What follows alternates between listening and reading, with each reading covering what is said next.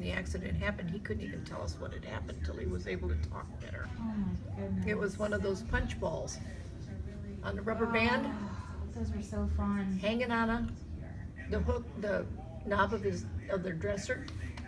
Pulled that down and that snapped off of there and hit him in the eye. And he could not tell us that for at least a year.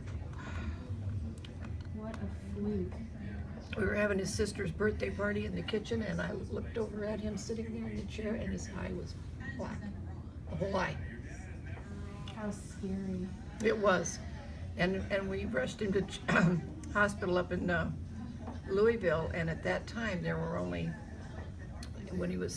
they did what they could, and when he turned 5, they called me and said, you know, we have a new surgery. This man is one of 3 in the United States and 5 in the world that can do this surgery. Oh my gosh. So we had nothing to lose. Absolutely. And the surgeon did the surgery for free. Oh, We had no money. We had nothing. that's a good doctor.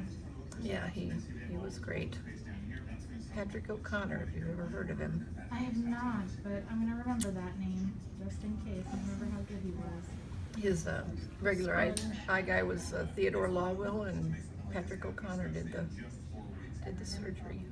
And then on top of it, I go home for the weekend, come back on Monday, and they're like, Mom, we don't want you to freak out.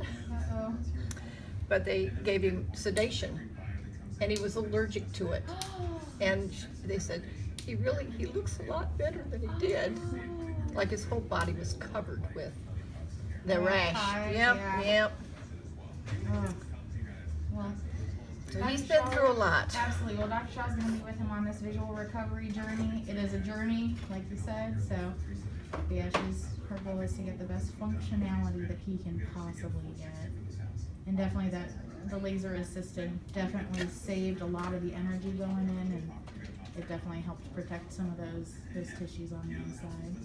Right now, she's just making sure the pressure's nice and good in his eye. That medicine's gonna float around, so if he tells you he sees black spots or a giant purple blob, it's just that's in his vitreous and it's just kind of hanging out. It'll get absorbed in his body in a couple of days, but that way he doesn't have to be on 3 drops every single day for months and months at a time. Right.